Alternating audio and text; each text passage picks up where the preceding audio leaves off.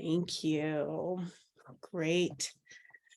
So I just will say a couple words about DataShare if you're less familiar. So DataShare Santa Cruz County is a data platform that fulfills a need for accessible, reliable, quality data for advocacy, community research, and engagement, grant writing, reporting, and program evaluation. We are a collaborative project driven by values and shared goals, which aim to provide equity-centered data about our county and to promote informed community action and evidence-based policy. This is our landing page. If you haven't been, this is what it looks like. You can go on here to find macro data across the county. We know that this data has been helpful in local advocacy efforts around mental health and representative government. We also have some spotlight pages which focus on local issues and relevant data sets such as housing and transportation. And some of the main tools on the platform are the data, creating dashboards that are relevant to you and your work, some reports, and tracking local progress. I'll just show what you can do with some of the data. So it's all visualized. As you can see here, some of the data can be mapped out, and it can really help to provide an overview of our county.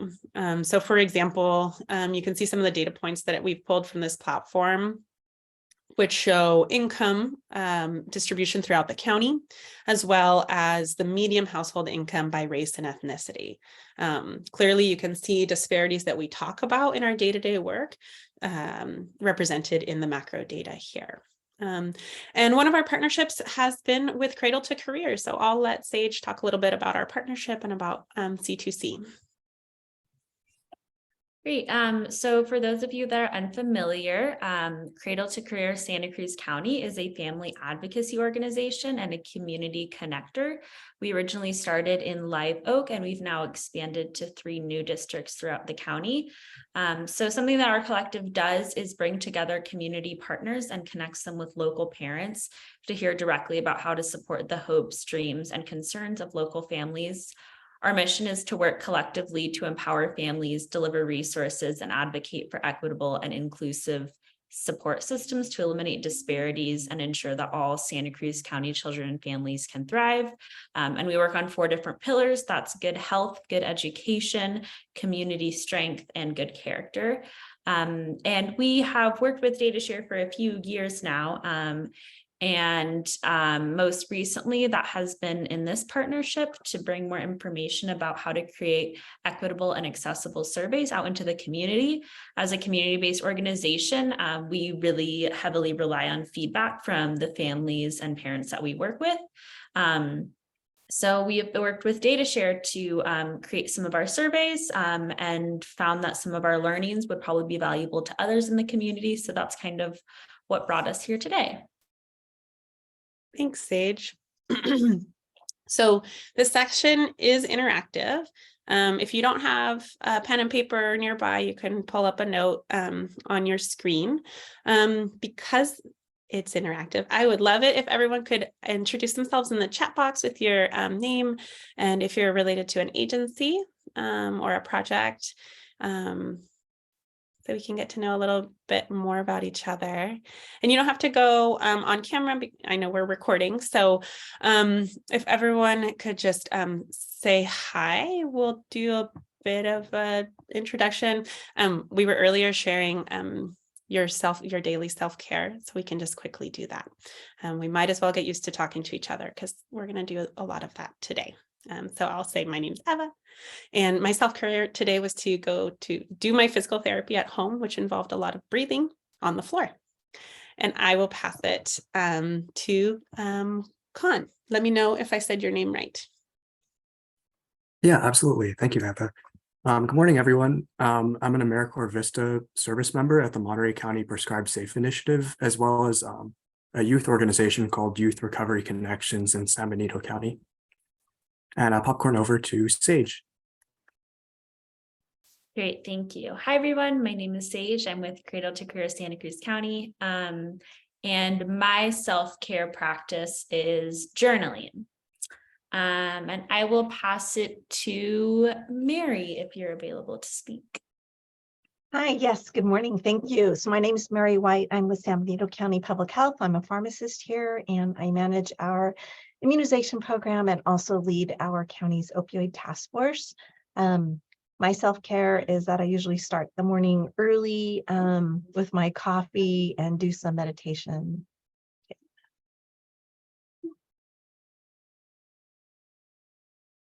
Oh, I think I'm supposed to pass it on. Sorry. So I pass it on to my colleague, Adriana. Hi, I'm Adriana. I work for public health for the opioid task force. I'm the coordinator, and my self-care is I have a lot of different self-cares. I like to go for walks with my dog, or watch a movie while I do my nails. And I will pass it to Rita. Hey everyone, this is Rita Sanchez. I'm with the County of Santa Cruz. I'm recovering from a cold, so my self-care today was hitting the snooze button so I could sleep a little bit longer. And I'll pass it over to Elizabeth. Good morning, everyone. Elizabeth Padilla with the City of Watsonville. My self-care is taking walks. And I will pass it on. I don't know who's left here. Josie. Hi, good morning, everyone. Buenos dias. I'm Josie Garcia, and I am with Ventures in Santa Cruz County. We also serve the counties of San Benito and Monterey County. And what I like to do for self-care is take walks in the morning and definitely get a cup of coffee to get the day started. And I think I'm the last one, if I'm not mistaken.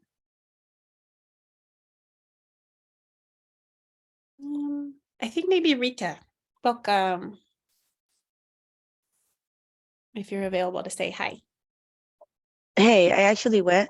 Oh my God, I'm sorry. My self-care today is to drink more coffee. Welcome. Okay. Thank you, everybody. So we'll get into some of the juice here. And it sounds like we have some pretty varied areas of work, which is great. And I think everyone can bring some of their experience to the table. So I'm really excited to do this work with Cradle to Career. And, you know, Sage kind of talked a little bit about why we've been working together to create this guide. And I'd love to hear a little bit about what brought you guys to the table. If you want to just answer this poll that I've placed here. Can you guys see it? Grab onto it. Awesome. So what's your experience being surveyed in the last 12 months? And then secondly, how many of the surveys you've taken have been multilingual?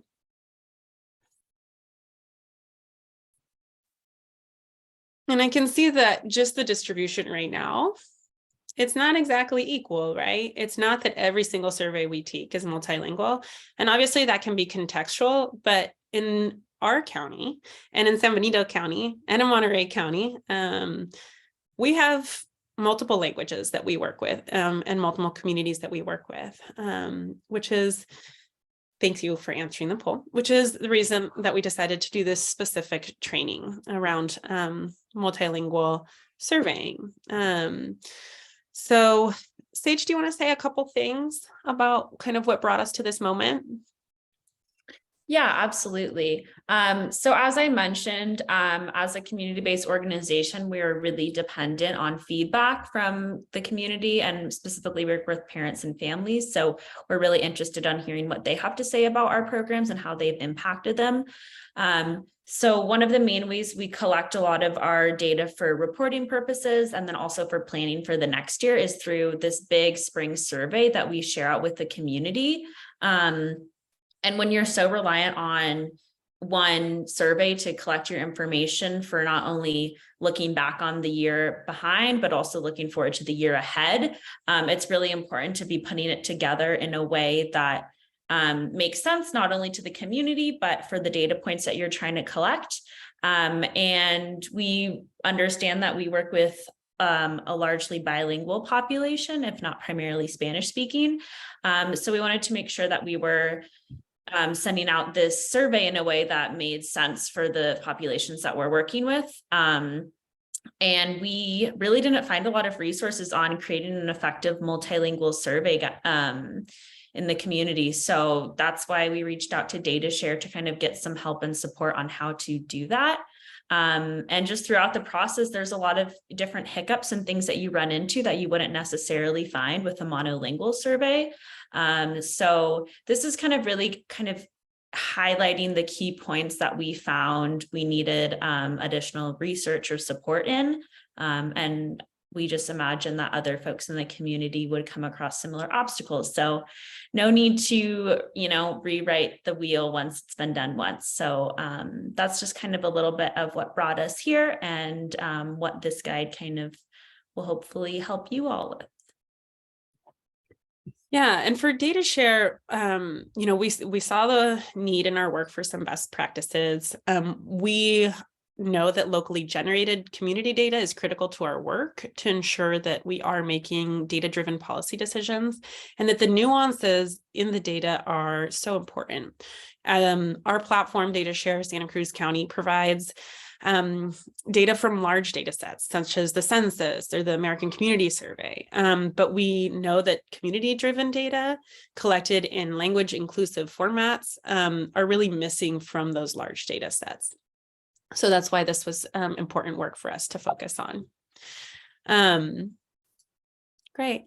So there's a few other overarching reasons. There's kind of three things that I always think about with these surveys is that they help us deepen understanding. Surveys are a great way to understand how our community is doing and what they need and want.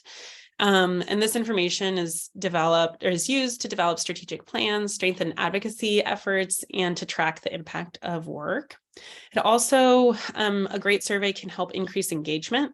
It can be an efficient way to engage a large group of people and often provide an anonymous way to voice concerns that people might not feel comfortable sharing publicly. And then thirdly, it can really help us focus on equity. When surveys are created and shared with communities in accessible ways, including language and literacy and formatting, as well as building trust, surveys can really increase equity by uplifting the stories and data of historically underrepresented communities and community members. So, today, we're going to work on designing a multilingual survey and creating survey questions that help you gather the information you need. And there's kind of three areas that help us get to those final products. One is creating goals using a platform and focusing on format. So we're going to workshop setting a survey goal to produce data points and outputs that you're looking for. We're going to work on looking at a platform, often online, for the components of your survey to help you distribute it and to help you organize the information. And then lastly, designing the format. So that includes the length of the survey, the type of questions, the language, and the layout. This also includes the framing for the questions for understanding, confidentiality, and to increase response rates. And I'd love to hear about this group's experience with creating surveys. So if you just want to answer here, I've put a poll up. How familiar are you with creating a survey?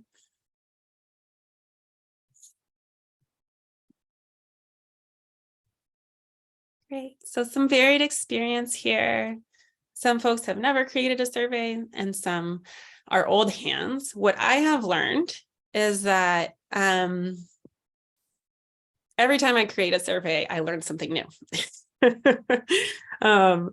And Sage, I know you have a lot of experience creating surveys. Do you want to say anything around the constant learning process that it is?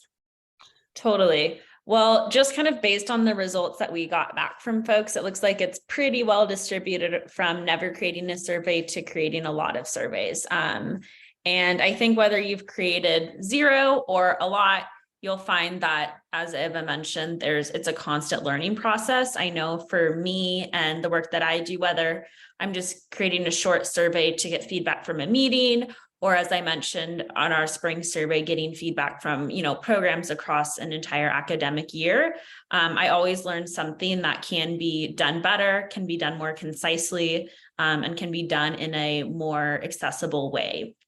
And I think this really largely stems around, I find that there's better questions that I can ask to collect the data that I'm looking to collect. And then there's also things that I can do to improve the feedback rates that I get from the community. For those of you that have experience with surveys, I think one of the biggest challenges that you might have found, and that I personally have found, is just, getting the responses that we want from the populations that we're targeting. And, this is just a natural process of the survey design. And over time, the priorities of communities change, the priorities of organizations change, and we have to be adaptive in order to meet those priorities. And that means being adaptive with our surveys and the types of goals that we have and the platform that we use and even the formatting.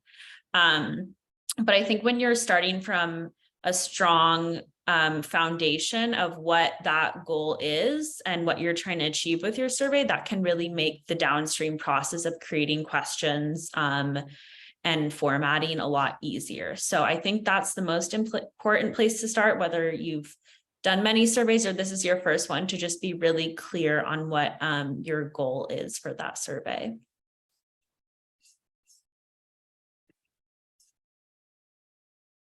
Thanks, Sage.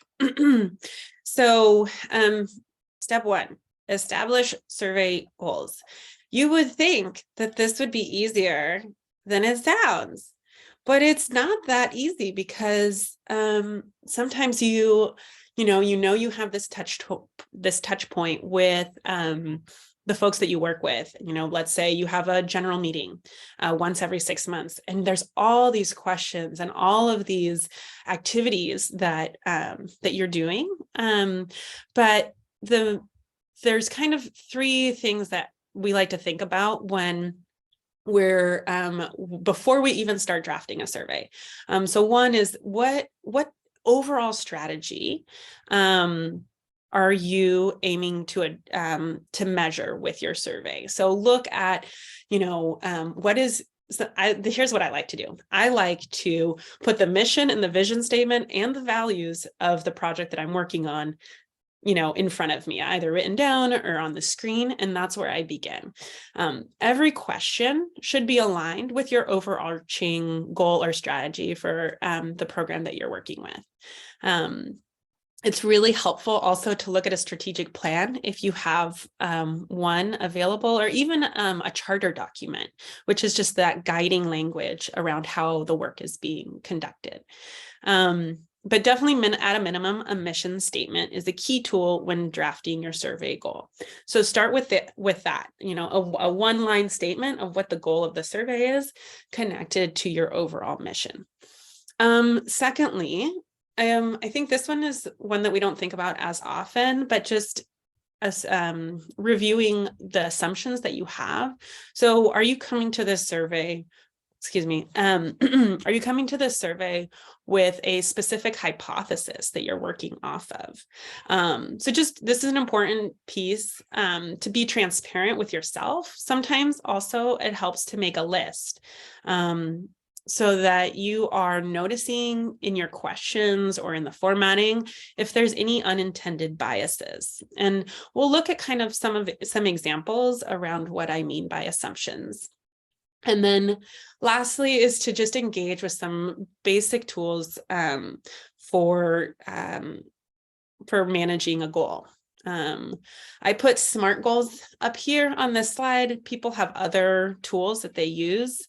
SMART is the one that I like to go back to. So a SMART goal is something that is specific and measurable, and accomplishable within a certain time frame. And that it aligns with your long-term objectives and is realistic. Whatever tool you use to project plan, whether it's SMART or something else, be sure that you are looking at that when you are drafting your survey. Sage, are there any assumptions that you make when you're drafting a survey?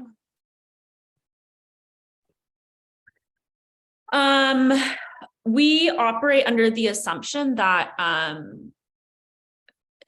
because we work with so many community partners on our projects, we operate under the assumption that not everyone might be aware that programs that we are offering, that we are partners in that process. So for us, that means like explicitly stating out in our survey, like C2C offers these programs, like please select which ones you have participated in. Mm-hmm. So really just assuming that people are operating from with maybe not having all of the information, and being sure that we're providing them that information so that they can answer it in the most honest way. Mm-hmm. I think that's a really helpful distinction. Does anyone else in the group want to share? You can just unmute yourself. An assumption that they're working off of, either for a survey that they're creating or a survey that's already in place.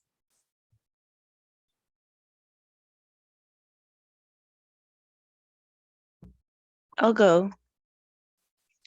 With assumptions, I think about checking my assumptions as far as, oh, I'm assuming people understand this vocabulary that I'm using in my survey. So just checking my assumptions to make sure that I'm not just over assuming things about the people that I'm gonna send the survey out to.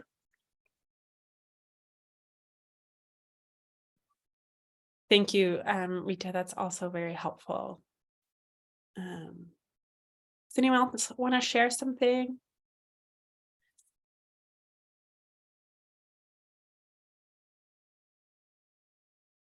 Okay, we'll come back. Great. So 3 basic things to think about when you're laying out the goals of your survey. How is it related to your strategy? What assumptions do you have coming into it? And how are you organizing the goals of the survey? Right. Another few things that you can think about is, what are your goals in relationship to the program that you're either evaluating or that people are responding to. So here's some examples of survey goals that an organization might have. So how many community members are participating in the programs we offer? How familiar is the public with our organization? Is our organization positively impacting the community? And what are the main needs of our community? So each of these will guide the question design and the format. So generally, there's 3 main uses for the results, and results are another way to really start to hone down on the goals of your survey.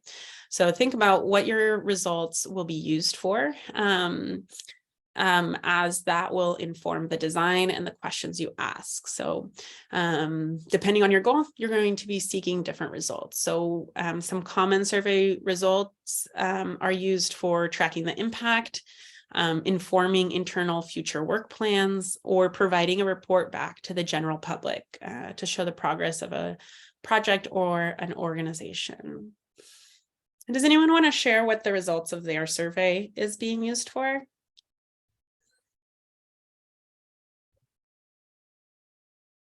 And if you have a survey in mind. Sure. This isn't an ongoing survey. This is one that I conducted in the past for a previous organization. But we would often conduct surveys after events in order to, to see what everybody felt about it. And that would tie into the second result up here, which is informing planning, because, we would try to maintain a consistent feedback loop so that each year's event would build on the previous one. Great. That's a really helpful example. Thank you, Con. Okay, so just to break it down even further.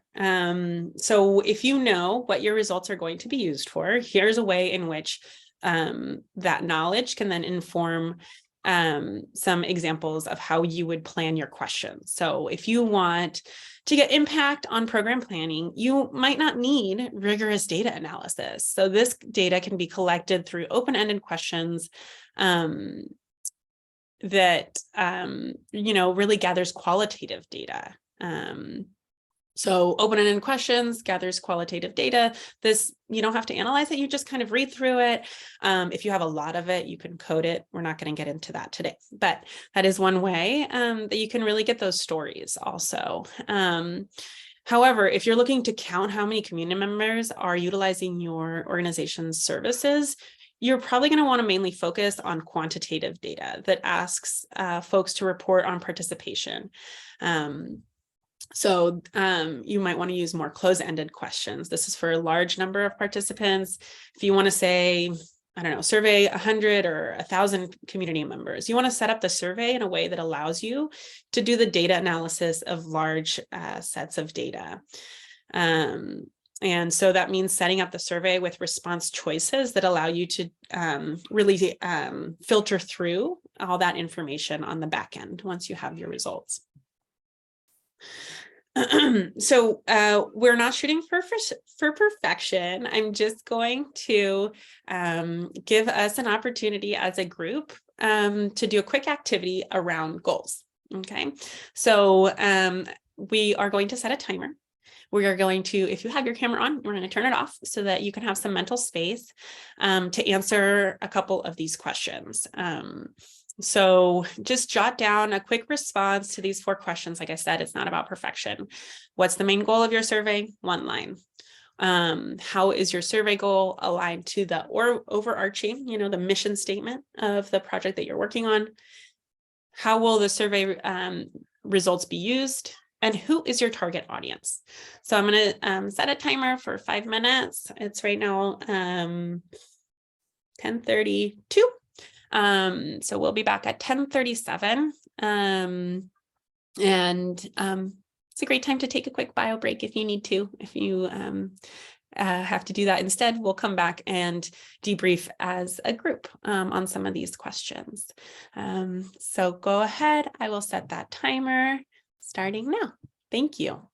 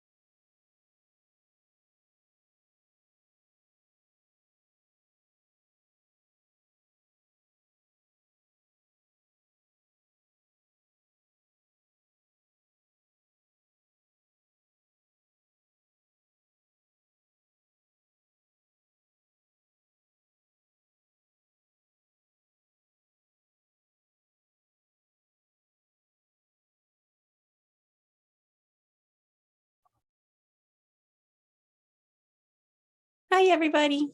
So if you can finish up your thoughts. I put it in the chat also. I'm just gonna stop sharing so that we can popcorn a little bit on what people came up with. So if you want to share, that would be great. What's the main goal of your survey? How is it aligned to your overall goal? What's the results going to be used? What are the results going to be used for? And who is your target audience? Doesn't have to be perfect, just an overview. And I'm noticing, or I'm recognizing that I'm making the assumption that the survey creation for you is underway. If it's not underway currently, you can talk about a previous experience or something that you're thinking about in the future. And if you need to pass on this activity, totally fine. Does anyone want to kick it off? Adriana? I can start. So we're in the process of making a survey for our prevention group, and our goal is to find out like the axis of the substantive use for the youth. So that's who we're aiming. That's our target audience. And I think it's aligned with the overarching goal because we're trying to prevent. So it kind of gives us an idea like what strategies to use, like what kind of education we're giving them, or what kind of program is needed to prevent the substance abuse. So I know I answered all 4 questions at the same time. Can you be even more specific about your target audience? So it'd be the youth. So more like we're aiming for like 6th graders all the way to 12th grade. So Okay. pretty much middle school and high school, because like we're just trying to figure out like where did it start? How were they introduced? How are they accessing it? Because I'm pretty sure if we went to the school and you asked for it, somebody must know somebody to be able to access some type of substance. Mm-hmm. Great. Okay, awesome. Thank you for sharing. And we'll touch again on specificity and how important it is in just the next section. So thank you for sharing. Does anyone else want to share? Yeah, so one thing that Youth Recovery Connections is working on is creating a local wellness and resource center and teen lounge. And so this isn't an ongoing survey or anything, but we may want to create one that would help us understand which in-person services our local youth believe would best aid them in addressing substance use or developing their leadership and interpersonal skills. And that, I would say that aligns with one of our overarching goals, which is to address problematic substance use and other behavioral health issues by building on an individual's strengths.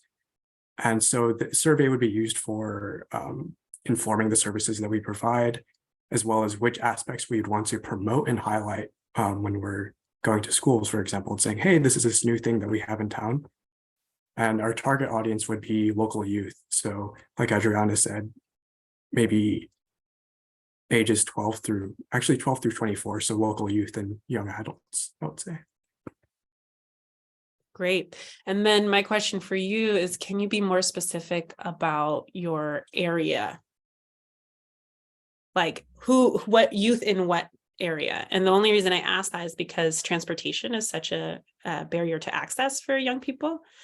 So if you're providing a service like in this zip code, and what zip code are you going to survey young people? I would say San Benito County as a whole, especially focused on Hollister, since that's where the facility will be located, but we'll try to reach all 4 corners of the county. Awesome. Thank you. Does anyone else want to share? I can share.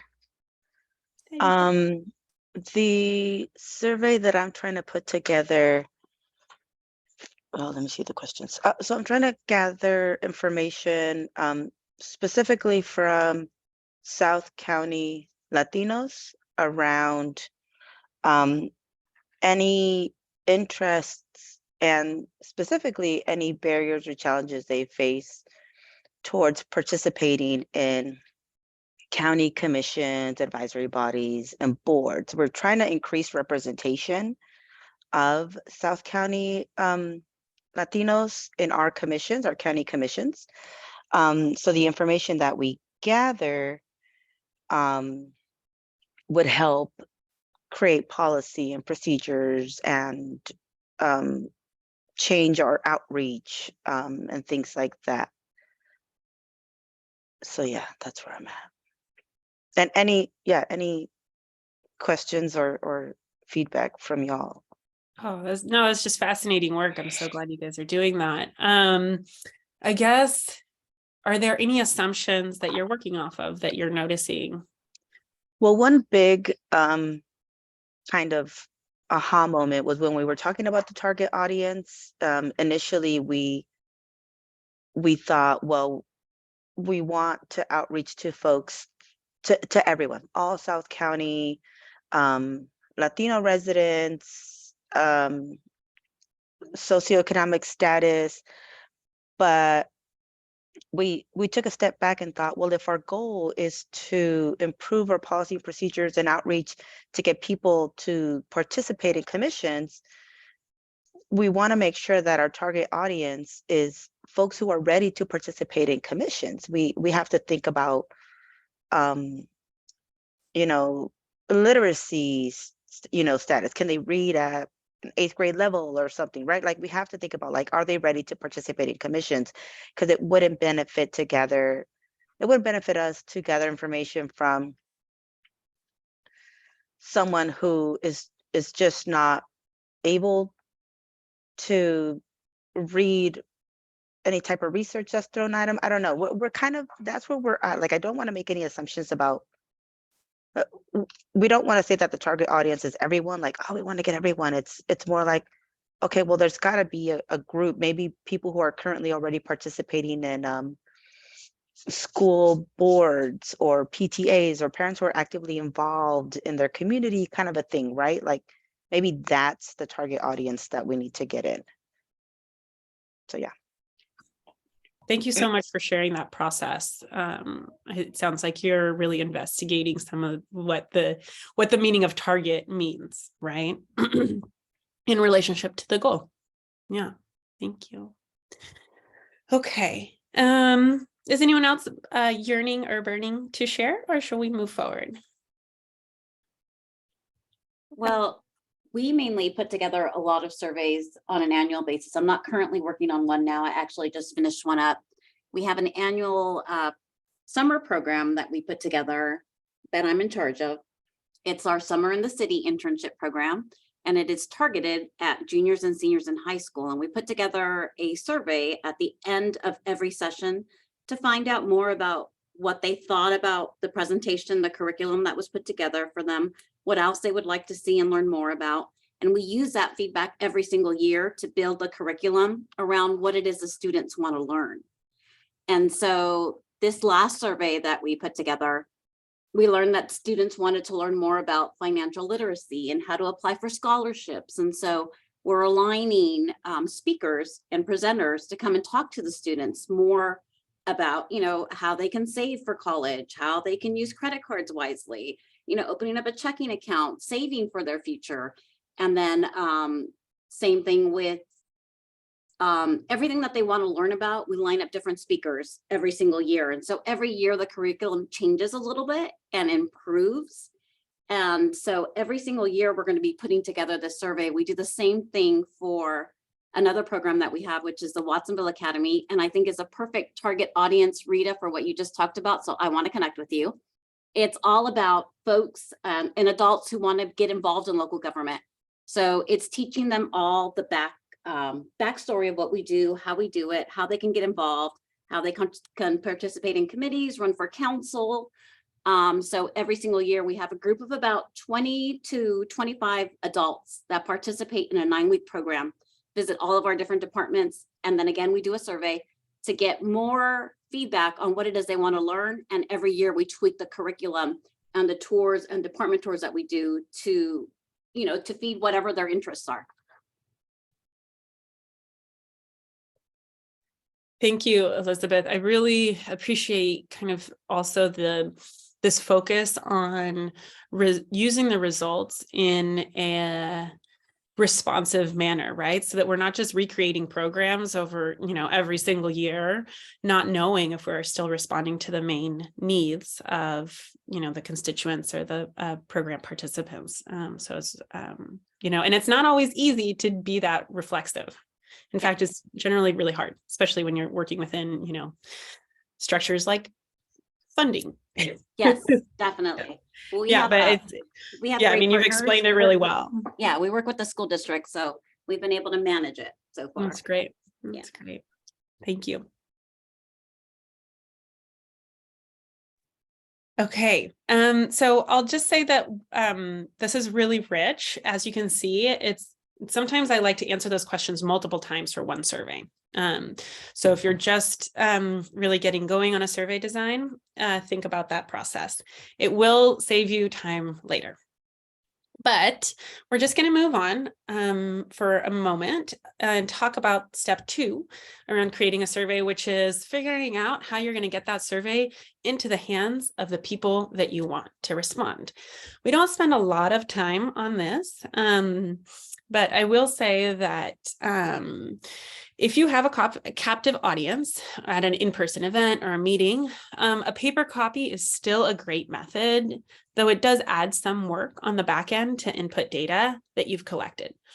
However, more and more, even in an in-person event, whether it's sending a link to the group or, posting a QR code so that everyone can answer while they're there, we have standardized digital platforms for surveys. It sounds like this group is familiar with a lot of platforms. However, I'm just going to take a brief look at some of the pros and cons. And Sage has really used a variety of platforms. Each has, like I said, a pro and con. You can, if you want, you can put in the chat box which one of these you prefer. We just put SurveyMonkey and Google Forms up here. If you like Google Forms, you can be on Google Forms team. If you like SurveyMonkey, you can be on SurveyMonkey team. There's so many more. If there's one that you like, have fallen in love with, please share it in the chat. Sage, do you want to say anything about C2C and kind of what you've decided upon at this point for either Google Forms or SurveyMonkey or, yeah. Definitely.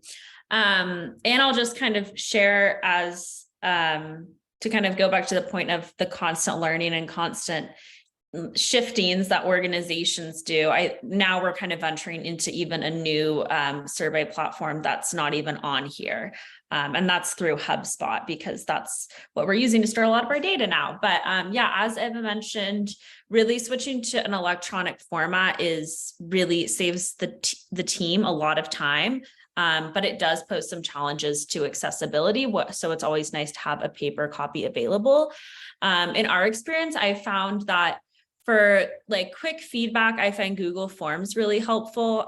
It's super user friendly. It's easy to use and create. So if you have a team member who's maybe not super familiar with, designing a more in-depth survey, Google Form makes it super easy.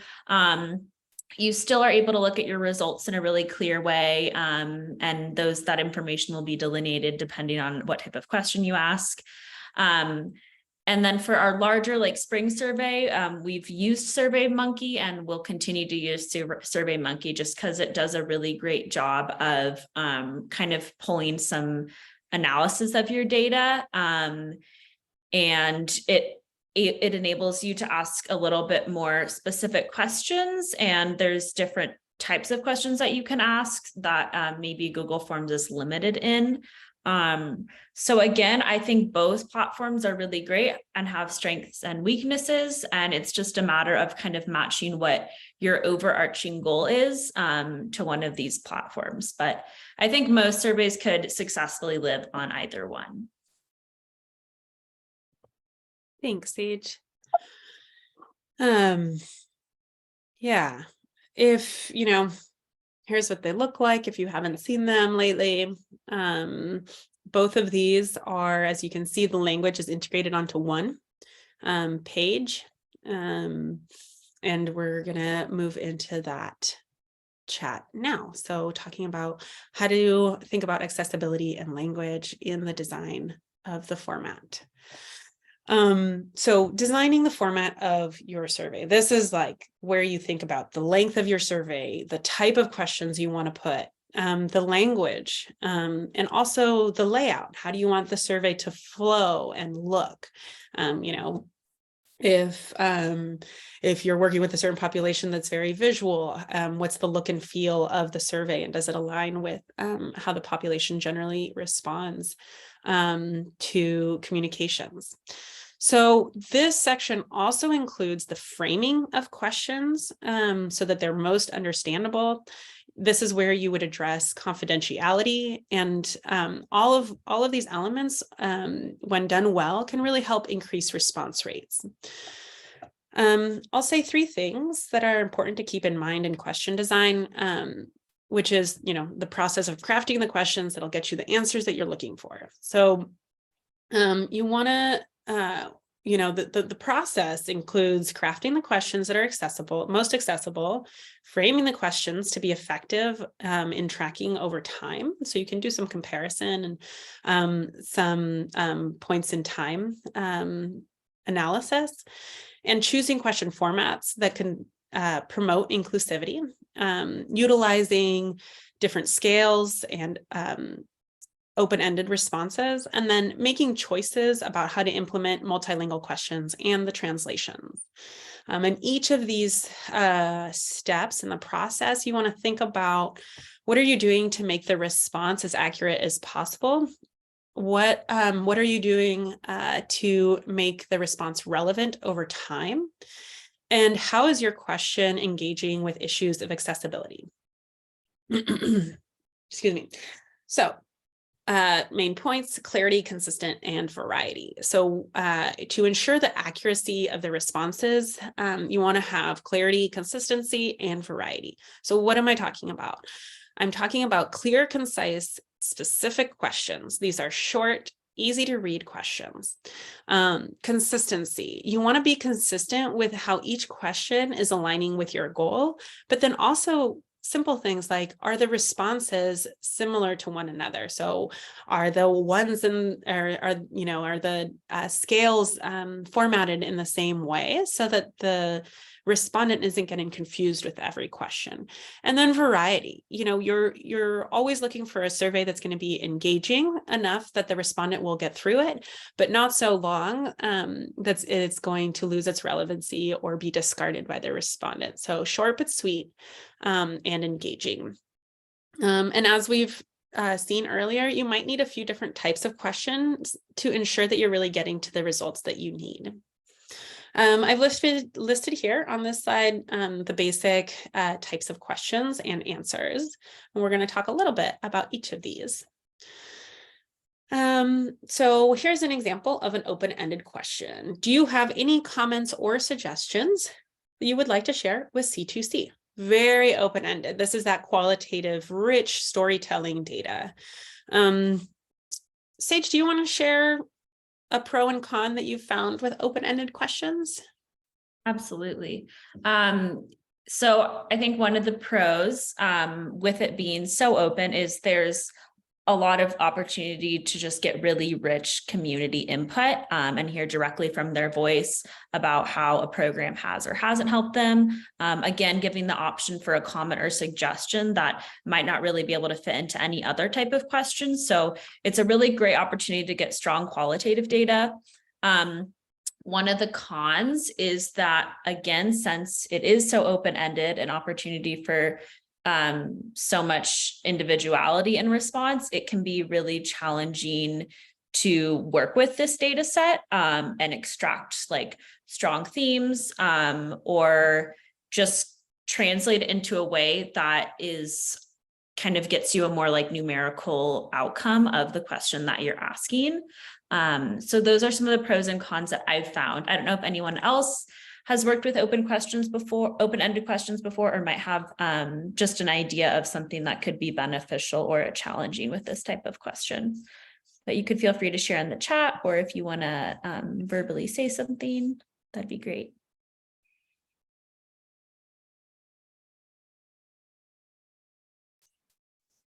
Yeah, I think the general rule is like, 1 to 2 max open-ended questions, unless you're working on some sort of team that has the capacity to really look through these.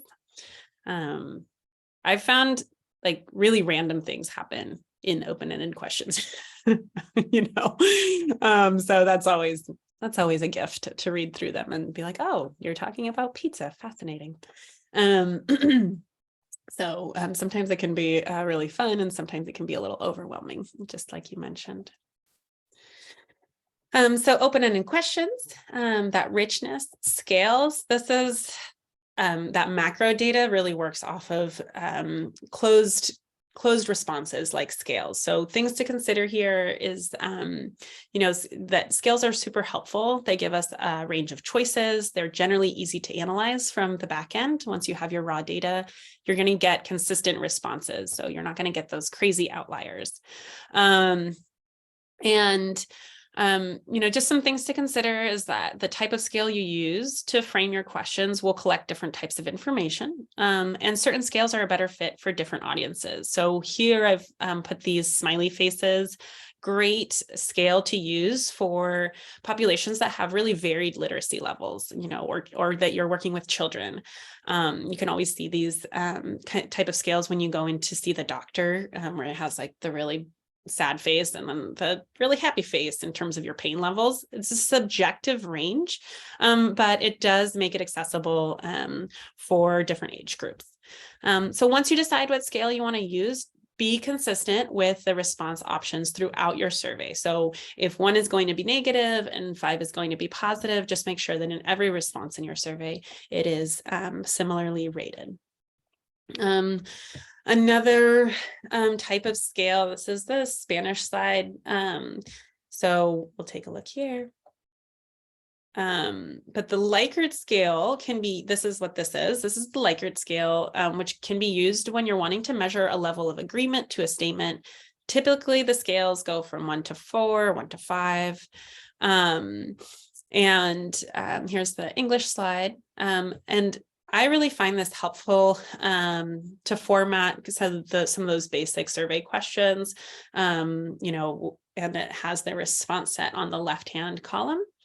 And then we always get a question around, do we really want to include a neutral response? So in general, it's not recommended to include a neutral response. While it does offer an option for people who are neutral to the topic, research has shown that many people will pick this option, and it just doesn't provide that information that you're looking for about their true opinion on the question.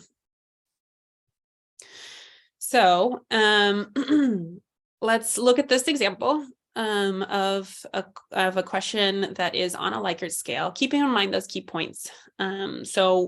When you're thinking about accuracy and relevancy over time and accessibility. Does anyone, so this question is, I am familiar with resources in my community. Does anyone notice how this might be accurate, might produce an accurate or inaccurate response from a respondent?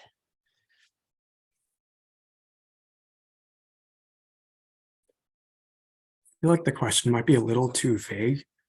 For example, if somebody happens to be very familiar with, let's say, substance use resources, then they might be inclined to say that when they don't actually have a holistic understanding of all the resources available.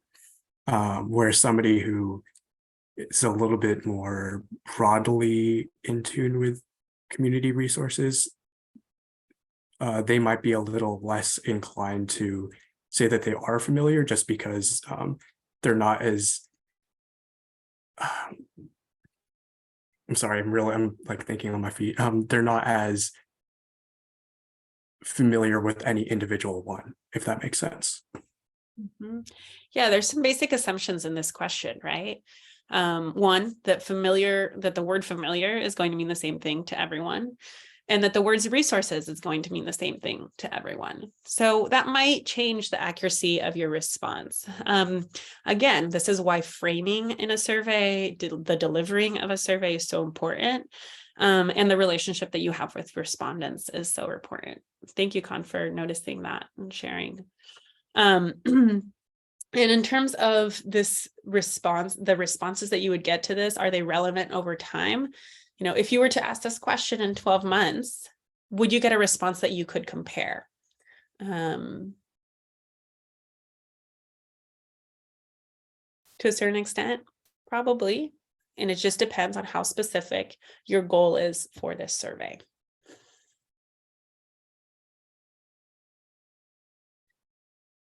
Another scale you can use is when you provide two options. This is the type of scale that, you know, respondents have to choose one answer, and is great for really simple questions. However, you can lose out on some of the nuances of measurement. So if you just say yes or no, you don't really have kind of that deeper understanding.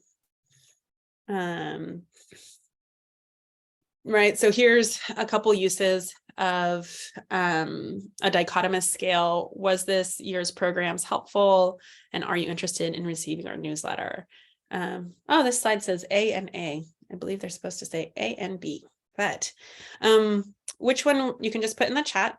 Is A or B a better use of a dichotomous or yes or no response?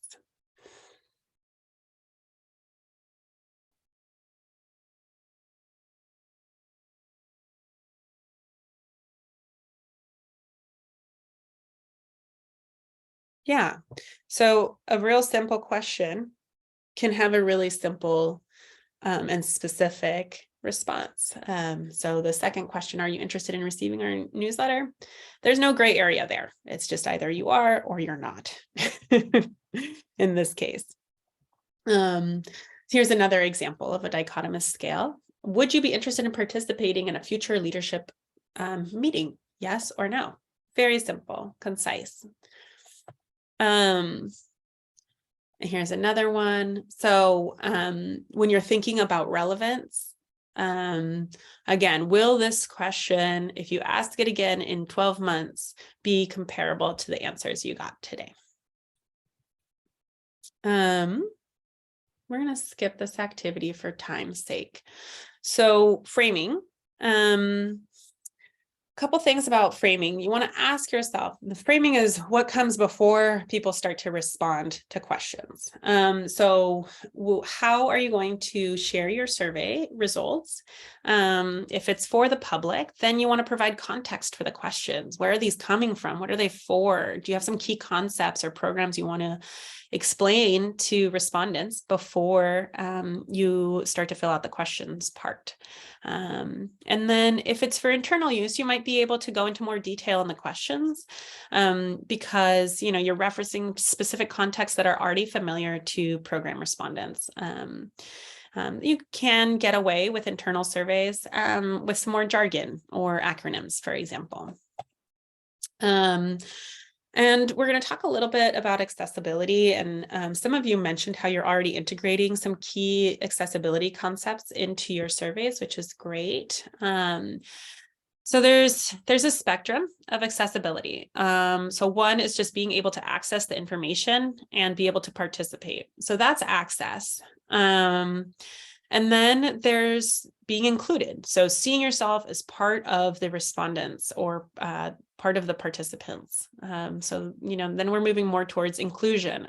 And then, you know, belonging is when you're really invested in the process and the outcomes of this survey. So, you know, in today's conversation, we're really focusing on language, but it can be vocabulary or format, jargon, even the format of the invitation can be either inclusive or exclusive for participants. And the main takeaway here is to really know your audience and to ask yourself the question, who are you centering in each question?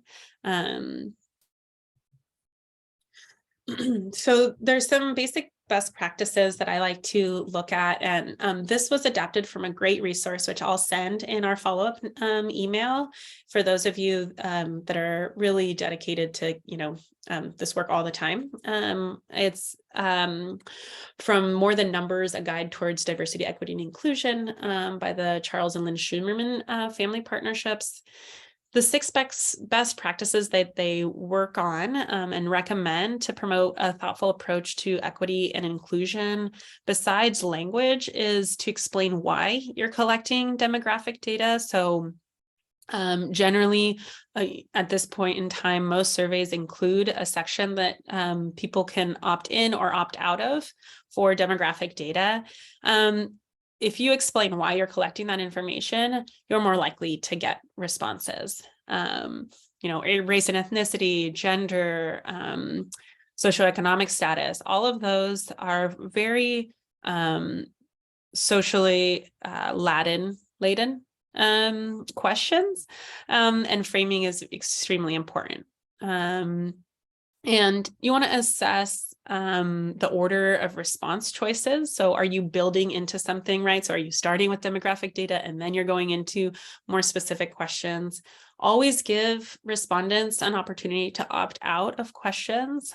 And then make sure that you're soliciting feedback. So the idea is that data isn't one-sided, that you're not just taking data from people, but that you're also in conversation with the results with community members. We have a second training after this in March that talks a lot more about that and how to really engage with that process of community-driven data. Translation. So language.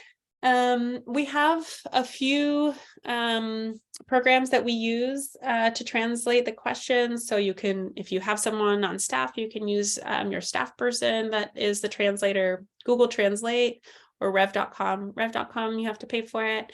Always having a native language speaker to review the questions before finalizing is so important. Yeah, some of the pros and cons of those two translation programs are listed here. So Google Translate doesn't always work exactly as we want it to, but it is really easy to use and it is free. And then rev.com, super reliable, but there is a fee attached.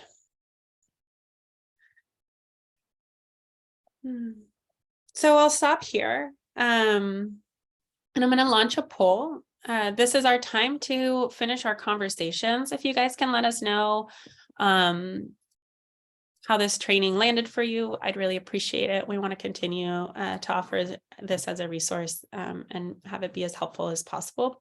So just go ahead and be answering the feedback poll that I've put up on the screen, please.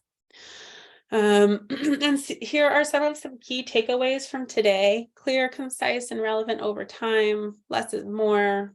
Honor respondents' time. Being transparent. Aligning every question in your survey with your overall strategy. Investigate your assumptions and follow steps for inclusion, not just on language, but on framing as well in your surveying.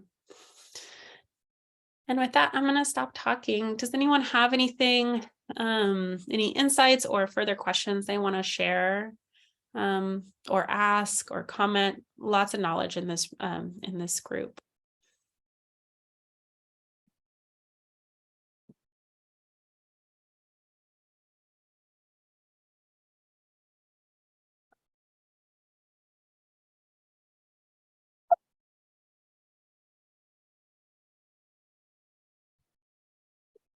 So like I mentioned, we do have a follow-up training. This is a 2-part series.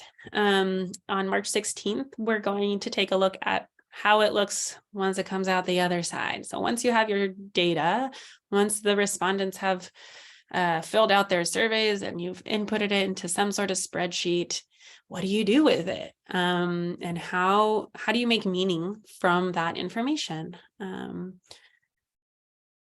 And I want to say thank you so much to Sage and to Jorge and to you all for joining us today. We really appreciate it. And I learned so much from those of you who were able to share today. So thank you. Yeah, thank you everyone for participating and just for your dedication to making accessible, equitable surveys in the community, because I think this is definitely a growing edge for a lot of organizations, and just the fact that you all showed up to learn more about that, I think says a lot. So thank you all. Does anyone have any questions that they came to today's session with that wasn't answered? There's so much resource out there, and we just had 60 minutes plus together. So is there anything else that we can bring to the table in the few minutes we have left?